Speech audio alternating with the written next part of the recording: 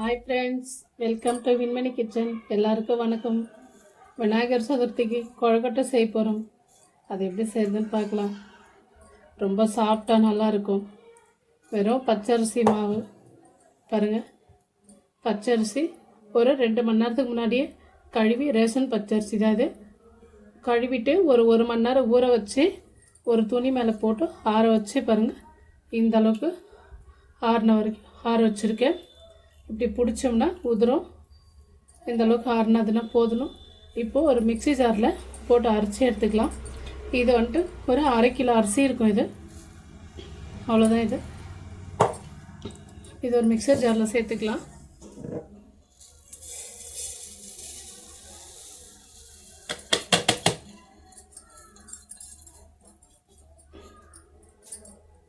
இந்த மாதிரி ஈர அரிசி நம்ம அரைச்சிட்டு செய்யும்போது கொழுக்கட்டை ரொம்ப சாஃப்டாக நல்லாயிருக்கும். இதை அரைச்சிக்கலாம்.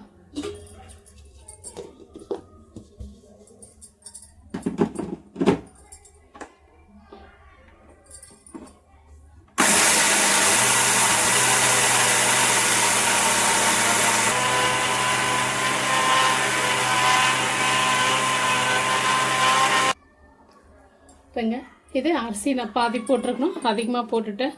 அந்த ஃபுல் அரிசி போட்டது ஃபுல்லாகிடுச்சு, அரைக்க முடியல. பாதி வந்துட்டு இதில் எடுத்துக்கிறேன். மறுபடியும் பாதி மட்டும் அரைக்கலாம்.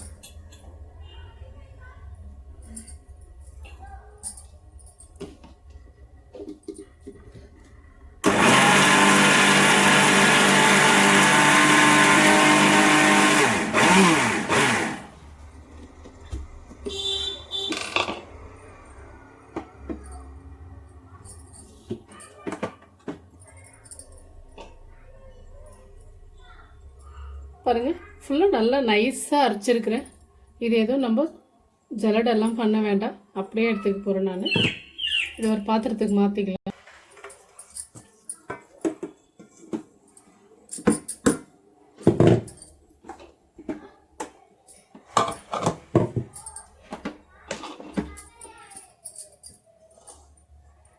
பாருங்க, இங்கே இருக்குது. இன்னும் இது எல்லாத்தையும் இந்த கடாயில் சேர்த்துக்கலாம். இப்போது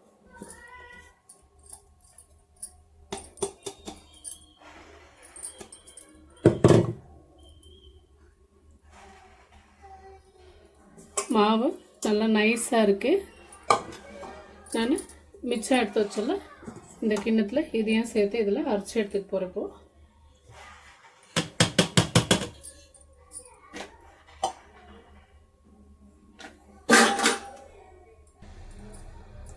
எல்லாமும் அரைச்சி இதில் சேர்த்தாச்சு.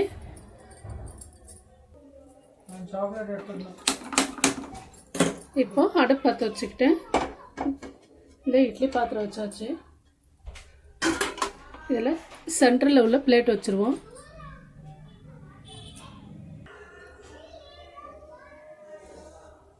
இது நல்லா ஒரு சுத்தமான கர்ச்சிப்பு இதுக்கிட்டே வச்சுருக்கிறது. இது கொழுக்கட்டை சேர்த்துக்கு, புட்டு சேர்த்துக்கு அந்த மாதிரி யூஸ் பண்ணிக்கிறதுக்கு இந்த கர்ச்சிப்பு வச்சுருக்கேன் நான்.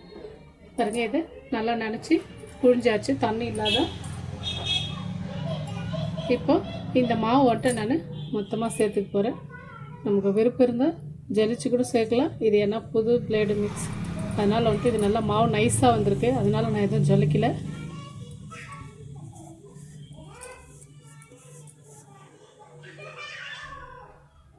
இப்படி வச்சுட்டு நான் இதுக்கு எதுவும் தண்ணியோ எதுவுமே சேர்க்கல, உப்பு அதெல்லாம் எதுவும் சேர்க்கல. இந்த மாதிரி மூடிட்டு இதை வந்து ஒரு 10 நிமிஷம் வேக வச்சு எடுத்துக்கலாம். நல்லா ஆவரி வந்துடும். அதாவது கரெக்டாக 10 நிமிஷம் ஆகணும். அது ஒன்றும் இந்த மூடி போட்டு வைக்கலாம்.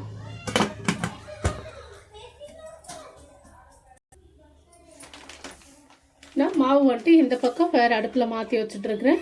இந்த பக்கம் பாருங்கள், இதில் 1 டம்ளர் கடலை போட்டிருக்கு, வேர்க்கடலை போட்டிருக்கேன்.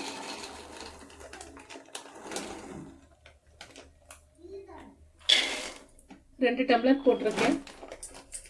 இப்போ இதை நல்லா வறுத்து எடுத்துக்கலாம்.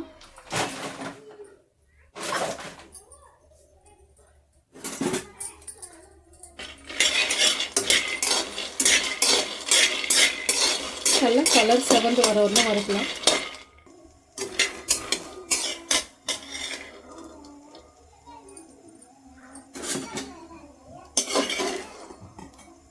பாருங்கள், வேர்க்கடலை நல்லா வறுப்பட்டுடுச்சு. இந்த அளவுக்கு வறுத்ததுன்னா போதும். இப்போ இதை நல்லா ஆற வச்சுருந்தா இந்த மேலே உள்ள தூளெல்லாம் வந்துடும். ஆற வச்சு ஆறின பிறகு நல்லா தேய்ச்சி எடுத்துக்கலாம். இப்போ நான் அடுப்பு ஆஃப் பண்ணிட்டு போகிறேன்.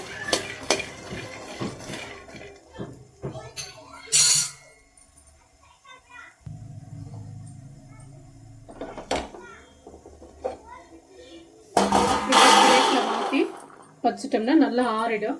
ஆறின பிறகு மேலே உள்ள பொட்டெல்லாம் எடுத்துக்கலாம். மறுபடியும் இட்லி பாத்திரம் இது போய் மாற்றிட்டு இன்னும் ஒரு 5 நிமிஷம் வேகட்டும். இது மாவு பாருங்க, 10 நிமிஷம் ஆயிடுச்சு. கேஸ் ஆஃப் பண்ணிவிட்டேன். இந்த மாவை இப்படி ஒரு துணியை வச்சுட்டு மூடியை திறந்து பார்க்கலாம்.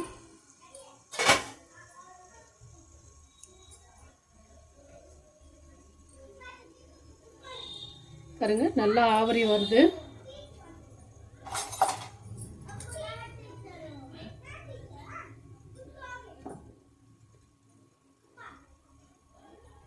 நல்லா வெந்திருக்கு மாவு. இந்த டைமில் நான் இந்த பாத்திரத்துக்கு கீழே இறக்க போகிறேன்.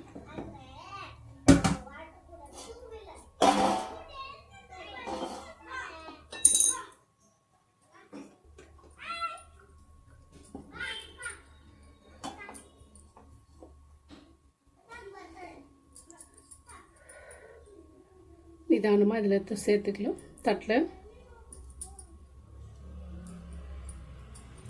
பாருங்க, நான் தண்ணி எதுவுமே தெளிக்கலை. இருந்தாலும் இதில் மாவு ஒட்டியிருக்கு. அரிசி மாவில் இருக்கிற அந்த ஈரம்.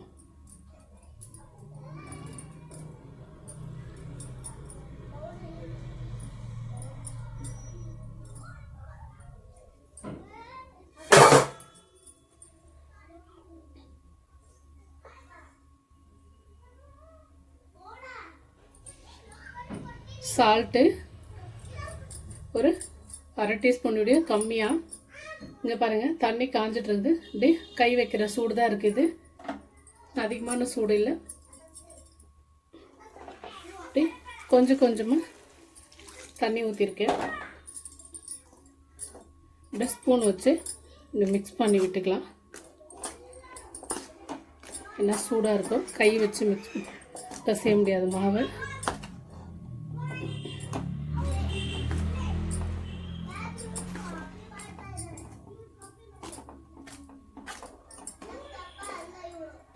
நம்ம இந்த மாதிரி செய்யாமல் ஒரு கடாயில் சுடு தண்ணி வச்சுட்டு கூட தண்ணி ஊற்றிட்டு அதில் நல்லா கொதிக்கிட்டுன்னு சால்ட்டு, நெய் இல்லை எண்ணெய் அந்த மாதிரி போட்டு கூட கடாயில் தண்ணி கொதிச்சு பிறகு இந்த மாவை கொட்டி நல்லா ஒரு மிக்ஸ் பண்ணி விட்டுனே வந்தோம்னா தண்ணி கொதிக்கும் போது நல்லா இந்த மாதிரி கட்டியாக வரும்.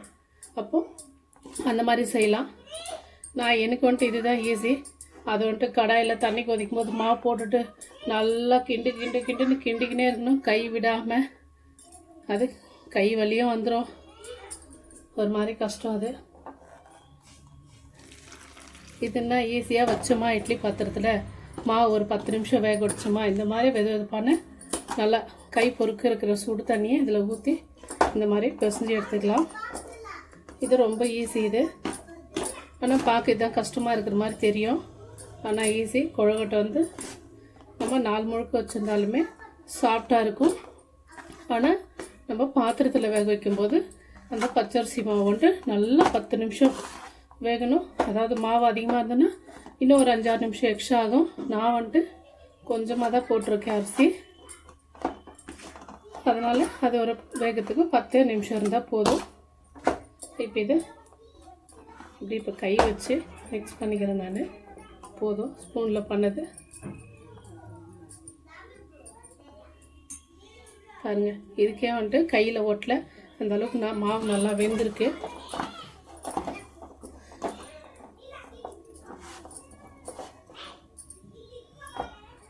கையில் சுத்தமாக ஒட்டல பாருங்கள், தெரியுதுங்களா? நான் இப்போ நல்லா மிக்ஸ் பண்ணிக்கிறேன் ஃபுல்லாக.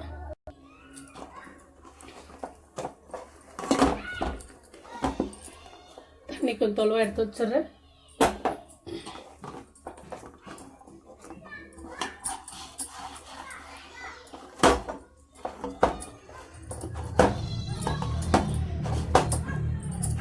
பார்த்தீங்களா நான் அப்படி பிசையும் போது கூட கொஞ்சம் கூட எனக்கு கையில் ஒட்டல. ஏன்னா அந்தளவுக்கு இட்லி பாத்திரத்தில் மாவு நல்லா வெந்துடுச்சு. அதே மாதிரி நம்ம சுடு தண்ணியும் ஊற்றி பிசைஞ்சிக்கிட்டோம், ஈஸியாக வந்துடும். கடாயினும் போது ரொம்ப கஷ்டம், அது பார்க்க ஈஸியாக தெரியும். ஆனால் நல்லா கிண்டி விடணும், கை விடாமல். கை விட்டோம்னா அங்கங்கே கட்டி பட்டுடும் அதில் கடாயில் செய்கிறது. இது பாருங்கள், இது அப்படியே நம்ம ஒரு 10 நிமிஷம் வச்சுட்டு கூட அப்புறமா செஞ்சுக்கலாம்.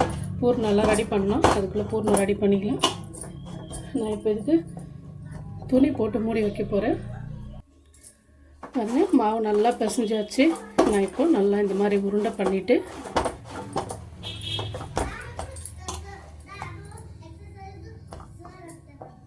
நம்ம கொழுக்கட்டை பிடிக்கும்போது பாருங்கள் க்ளீனாக வருது. நான் இப்போ இது ஒரு 10 நிமிஷம் துணி போட்டு மூடி வச்சுட்டு போகிறேன். ஏன்னா இன்னும் பூர்ணம் ரெடி பண்ணல, பூர்ணம் ரெடி பண்ணணும். அது வரலாம் இது அப்படியே இருக்கட்டும்.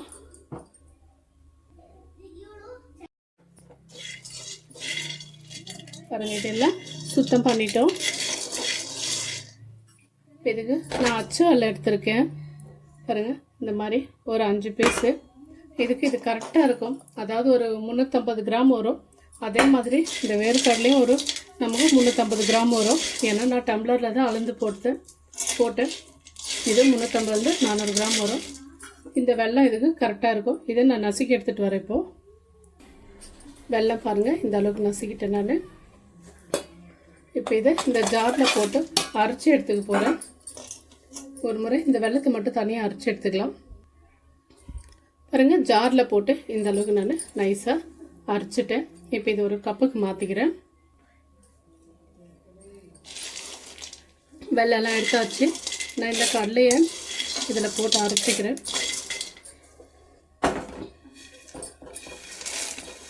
ஏன்னா மண்ணெல்லாம் இல்லாமல் க்ளீனாக சுத்தம் பண்ணி தான் ஏற்கனவே எடுத்து வச்சுருந்தேன் நான். அதனால தான் அப்படியே சேர்த்துக்கிறேன்.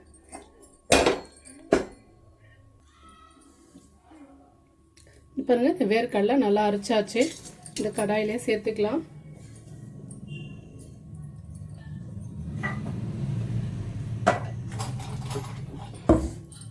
இது நல்லா பிடிச்சிக்கிட்டு இருக்கு. இப்படி எடுத்துக்குவோம்.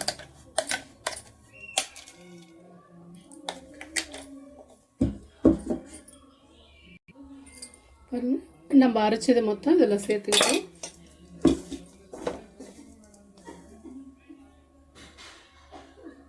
இந்த அளவுக்கு அரைச்சா போதும். இந்த அரைச்ச வெல்லம்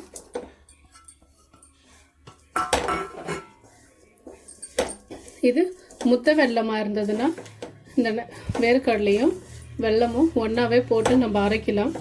இது அச்சு வெல்லன்றதுனால நமக்கு கொஞ்சம் தண்ணி விடும் அந்த வெல்லத்தில் லைட்டாக. அதனால தான் நான் வந்துட்டு ரெண்டுமே தனித்தனியாக அரைச்சிக்கிட்டேன். இப்போ இதை நல்லா மிக்ஸ் பண்ணிக்கலாம். பாருங்கள், முத்த வெல்லமாக இருந்தால் இந்த மாதிரி ரெண்டும் ஒன்றா போட்டு இப்படி ஒரு முறை அரைச்சி கூட எடுத்துக்கலாம். நான் ஒரு முறை அரைச்சி காமிக்கிறேன் உங்களுக்கு. கொஞ்சமாக பாருங்கள், அரைச்சது நல்லா தான் வந்திருக்கு, பரவாயில்ல. நான் இதே மாதிரி அப்போ இன்னும் அரைச்சி எடுத்துக்கிறேன். பாருங்கள், மிச்சம் இருந்ததில் அதையும் இதே மாதிரி அரைச்சிக்கலாம். பாருங்கள், மொத்தமாக அரைச்சாச்சு. எல்லாம் வெல்லம் வேர்க்கடலை எல்லாம் சேர்த்து இந்த மாதிரி. மறுபடியும் சொல்கிறேன், நீங்கள் முத்த வெல்லம் போட்டிங்கன்னா இந்த அளவுக்கு டார்க்காகவும் தெரியாது. அப்புறம் இந்த மாதிரி லைட்டாக கட்டி கட்டியாக இருக்குல்ல, இந்த கட்டி கட்டியும் தெரியாது. இது அச்சு வெல்லம். கண்டிப்பாக இந்த வெல்லம் இப்படி தான் இருக்கும். இது கொஞ்சம் ஆர்கானிக் வெல்லம் வேறு, அதனால் இந்த மாதிரி தான் வரும். நடா இது இப்படி இருக்குன்னு நினைக்காதீங்க. இதே மெத்தடில் செஞ்சிங்கன்னா சூப்பராக வரும். அதே மாதிரி இது ஸ்வீட்டும் நல்லா ஸ்ட்ராங்காக இருக்கும், நல்லாயிருக்கும். நான் இப்போது மாவு எடுத்து கொழுக்கட்டை பண்ணிக்க போகிறேன். நம்ம இந்த பூர்ணம் ரெடி பண்ணுறவரையும் இந்த மாவை நல்லா பிசைஞ்சு மூடி வச்சுருந்தோம். எனக்கு கொஞ்சம் கோல்ட் ஆகிட்டு இருக்குது, என்னோடய வாய்ஸு சரியில்லை. பாருங்கள், கையில் நமக்கு கொஞ்சம் கூட பிச்சை பிச்சான்னு ஓட்டல. இந்த அளவுக்கு சூப்பராக மாவு ரெடி ஆகிடுச்சு. இப்போ நம்ம கொழுக்கட்டை பண்ணிக்கலாம். ஒரு நெல்லிக்காய் சைஸோடைய கொஞ்சம் பெருசாக எடுத்துக்கிட்டேன். இந்த மாதிரி வந்துட்டு உருண்டை பண்ணிக்கலாம். நான் எண்ணெய் கூட எதுவுமே சேர்த்துக்கல கைக்கு. பாருங்கள், வேணும்னா நம்ம லைட்டாக தொட்டுக்கலாம். இந்த மாதிரி பண்ணும்போது நம்ம கொஞ்சம் இந்த இடத்துலலாம் மாவு ஒட்டிக்கும் விரலப்போ. இந்த மாதிரி பாருங்கள். இந்த 5 வரல இப்படி வச்சுக்கிட்டு 4 வரல இப்படி வச்சுக்கிட்டு இந்த மாதிரி பண்ணணும்.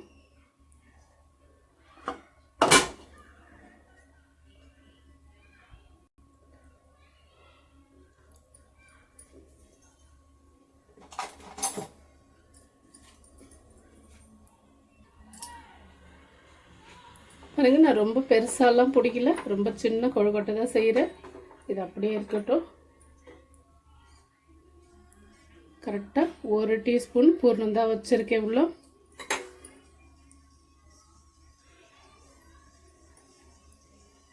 ஒரு பக்கம் இட்லி பாத்திரத்தில் தண்ணி ஊற்றி வச்சுருக்கிறேன், சூடாகிட்டு இருக்குது. இந்த பக்கம் கொழுக்கட்டை ரெடி பண்ணிகிட்ருக்குறேன். பாருங்கள், வேணும்னா இந்த மாதிரி டிசைன் கூட பண்ணிக்கலாம். சும்மா விரலில் இப்படி வச்சு லைட்டாக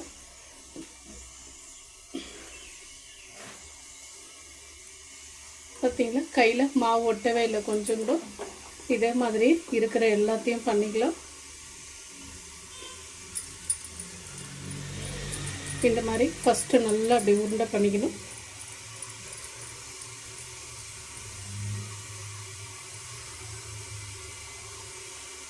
பாருங்கள், இந்த மாதிரி வரல இப்படி வச்சுக்கிட்டு, இது புதுசாக செய்கிறவங்களுக்கு அதே மாதிரி நம்ம இந்த கொழுக்கட்டையும் நமக்கு ஒரு நாள் ஃபுல்லாக வச்சாலும் சாப்பிட்டா தான் இருக்கும், காஞ்சி போகாது.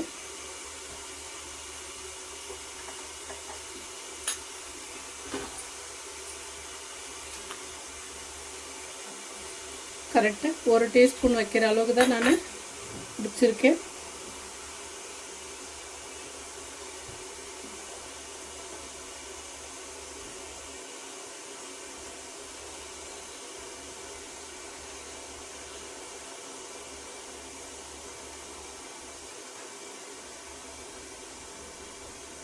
சும்மா இப்படி கை வச்சு அழுத்தி விட்டாலே டிசைன். இது நம்ம விருப்பம்தான். இது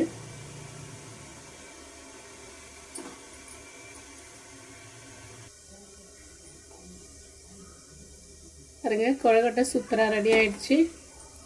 பாருங்க, கையில் இவ்வளோ பிடிச்சோம், இந்த இவ்வளோ தான் ஒட்டியிருக்கு. இந்த மாதிரி தான். ஏன்னா நம்ம ரொம்ப மாவு சரியாக கரெக்டான பதத்தில் பசிலன்னு கையெல்லாம் ஒட்டும். இருங்க, இட்லி பாத்திரத்தில்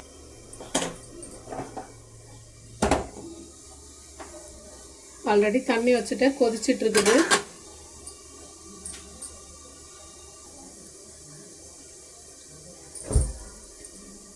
பாருங்க, அதே கர்ச்சிப்பு தான் மறுபடியும் க்ளீனாக ஈரம் பண்ணிவிட்டு தண்ணி ஈரம் இல்லாமல் நல்லா புழிஞ்சு எடுத்துக்கிட்டேன். ஆவரி வருது, நல்லா தண்ணி கொதிச்சிட்டு இருக்குது. இந்த டைமில் இந்த கொழுக்கட்டை எல்லாத்தையும் எடுத்து வச்சுக்கலாம்.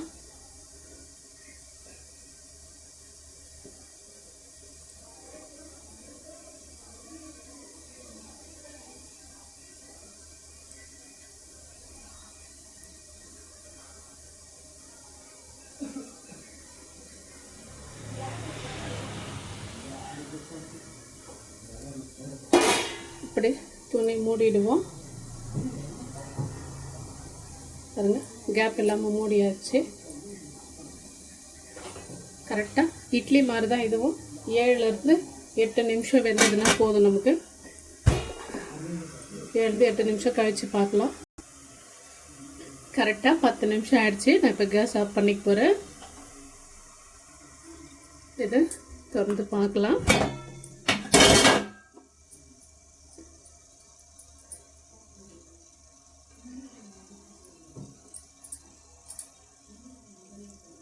பாருங்க, நல்லா சாஃப்டாக இருக்குது, நல்லா வெந்திருக்கு. இதை ஒரு பாத்திரத்துக்கு மாற்றிக்கலாம். இப்போது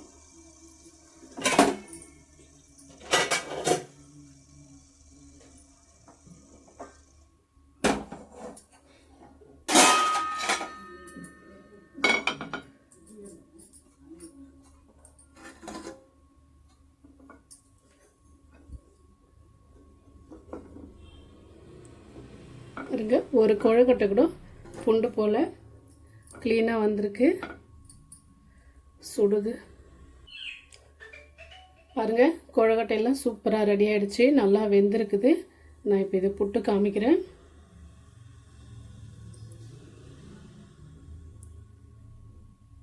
ஃப்ரெண்ட்ஸ், எங்கள் வீட்டு கொழுக்கட்டை பிடிச்சிருக்குன்னு நினைக்கிறேன். எவ்வளோ சாஃப்டாக இருக்குது பாருங்கள். வீடியோ பிடிச்சிருக்குன்னு நினைக்கிறேன். லைக் பண்ணுங்கள், ஷேர் பண்ணுங்கள், சப்ஸ்கிரைப் பண்ணுங்கள் ஃப்ரெண்ட்ஸ்.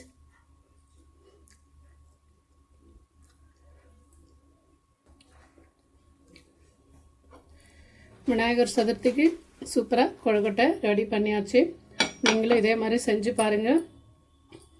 உண்மையிலே இது நல்லா இந்த நாள் ஃபுல்லாக வச்சாலுமே சாஃப்டாக தான் இருக்கும், கட்டியெல்லாம் ஆகாது. பச்சரிசி தான் இது. நான் மறுபடியும் சொல்கிறேன், பச்சரிசி 1/2 கிலோ பச்சரிசி எடுத்து கழுவி 2 மணி நேரம் ஊற போட்டு அதுக்கப்புறமா ஒரு துணியில் ஆற வச்சு நல்லா கையில் தான் காமிச்சிருக்க வீடியோவில் கையில் இப்படி பிடிச்சி விட்டோம்னா உதிர்ற அளவுக்கு அரிசி காஞ்சதும் நான் மிக்ஸி ஜாரில் போட்டு அரைச்சி எடுத்துக்கிட்டேன். நீங்கள் ஒரு முறை மாவு ஜலிச்சு கூட பண்ணிக்கலாம். ஏன்னா எங்கள் மிக்சியில் நல்லா நைஸாக மாவு வரும், அதனால் நான் வந்துட்டு ஜல்லடை பண்ணல. எங்கள் வீட்டு கொழுக்கட்டை பிடிச்சிருந்தா லைக் பண்ணுங்கள், ஷேர் பண்ணுங்கள், சப்ஸ்கிரைப் பண்ணுங்கள். அதே மாதிரி லாஸ்ட்டாக ஒன்று நான் எடுத்துக்கிட்டேன் வேர்க்கடலை வெல்லமும் 1 கிலோ பச்சரிசி மாவு எடுத்து கொழுக்கட்டை செய்கிற அளவுக்கு தான் நான் பூர்ணம் ரெடி பண்ணியிருக்கிறேன். ஆனால் நான் செஞ்சது 1/2 கிலோவுக்கு இன்னும் இங்கே பாருங்கள், இன்னும் பாதி பூர்ணம் மிச்சம் இருக்குது. இன்னும் மிச்சம் இருந்த மாவும் இங்கே பிடிச்சி வச்சுருக்கேன் நான். அதனால் நீங்கள் 1/2 கிலோ பச்சரிசி கொண்டு 200 கிராம் வேர்க்கடலை, 200 கிராம் 200லேருந்து ஒரு 150 கிராம் வெல்லம் சேர்த்துக்கிட்டு பண்ணிங்கன்னா கூட போதும். ஏன்னா நான் கொஞ்சம் எனக்கு அதிகமாக தேவைப்பட்டதுனால நிறைய செஞ்சுக்கிட்டேன் ஃப்ரெண்ட்ஸ். ஓகே, பாய்.